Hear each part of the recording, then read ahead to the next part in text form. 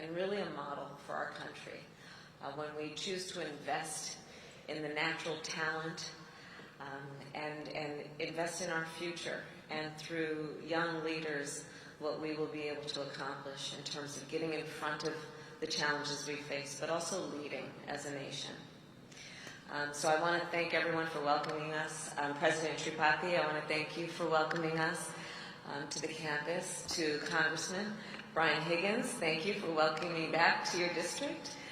And it is good to be with so many young leaders, as I said. So when we think about where we are, I'll tell you, when President Joe Biden and I ran in 2020, I had the privilege to meet and speak with leaders from across our nation.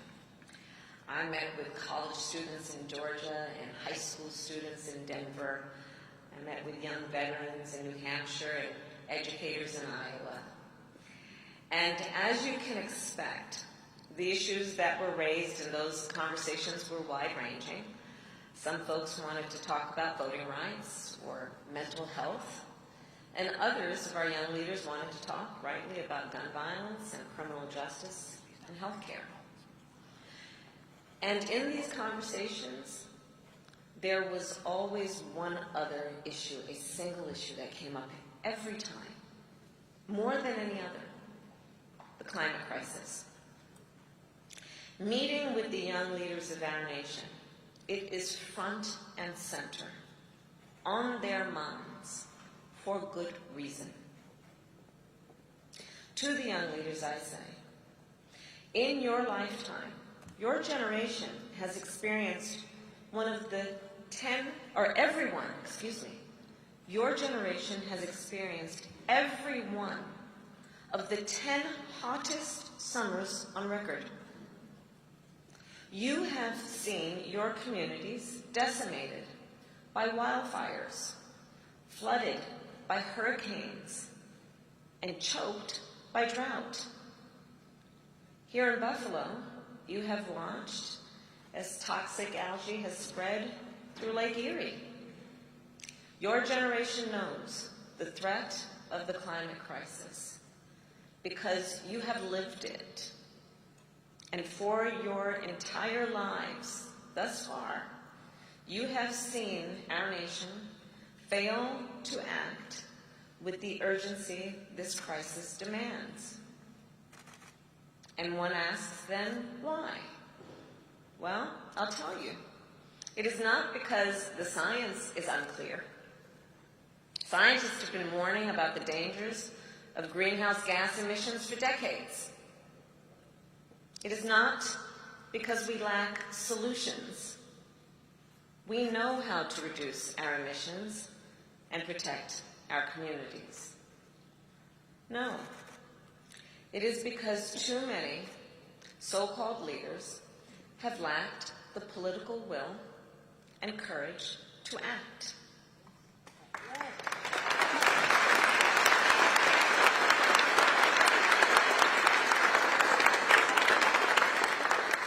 But in 2020, young voters turned out in record numbers.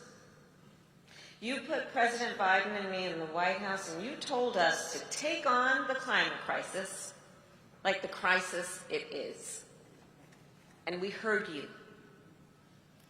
So that is what we have done. Today, more than 60% of all electricity generated in our nation comes from fossil fuels, for example.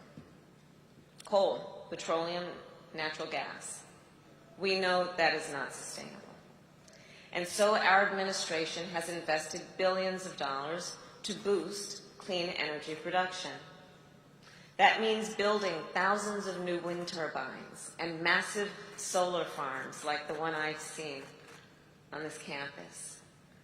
Solar farms and wind turbines that are capable of powering an entire city. And it also means giving families money to install solar panels on their homes so that all families can take advantage of solar power, including working families. And all of this, the benefit, all of this will lower electricity costs and reduce emissions. It will also create millions of good-paying jobs. Jobs for STEM students, like those I met with today, who will design the next generation of clean energy technology. And jobs for all the people who will build and install and repair our clean energy infrastructure.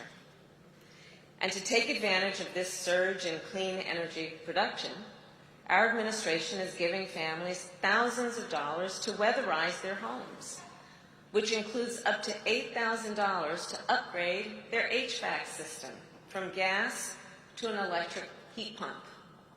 Again, that means cleaner air and cheaper energy bills. And it lowers emissions for our nation.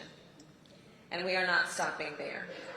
As many of you know, the transportation sector is our nation's single largest source of greenhouse gas emissions.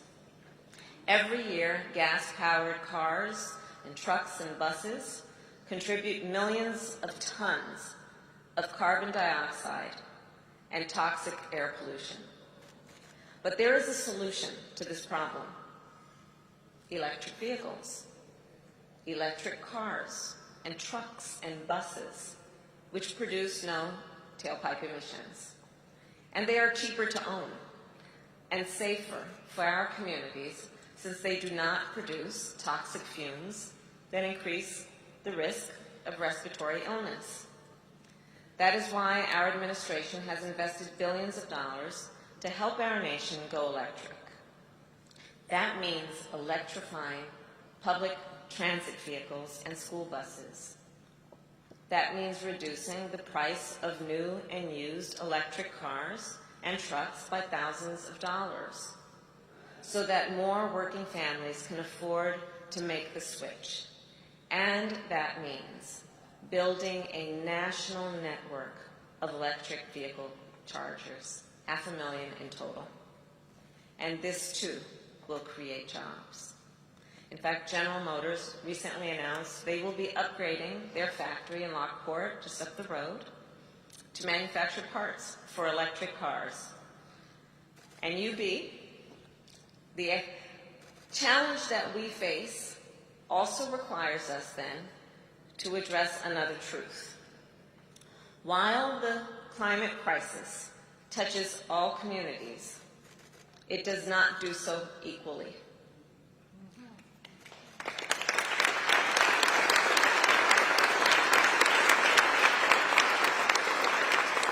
For generations, poor communities and communities of color have borne the brunt of toxic air and water pollution. As the former district attorney of San Francisco, I created that city's first environmental justice unit. And I continue to fight as Attorney General and as United States Senator and now as Vice President, knowing we must address the issue of equity. President Biden and I are clear. All our work to address the climate crisis must be grounded in environmental justice and in equity. And that means funding community-led projects to address the harms of pollution in Black, brown, and low-income communities. And it means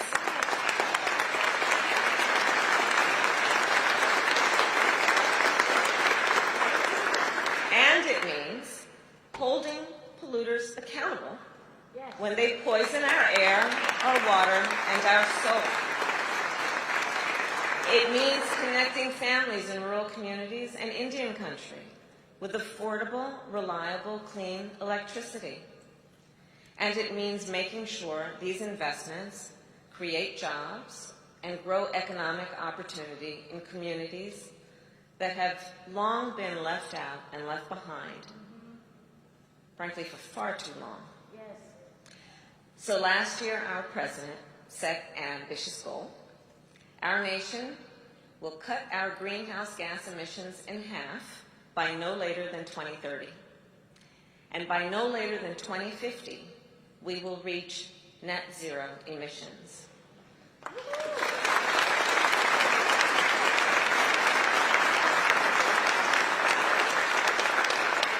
Today, I am proud to report that because of the work that we have all done together, and because of the victories we have thus far won, our nation is on track to meet those goals.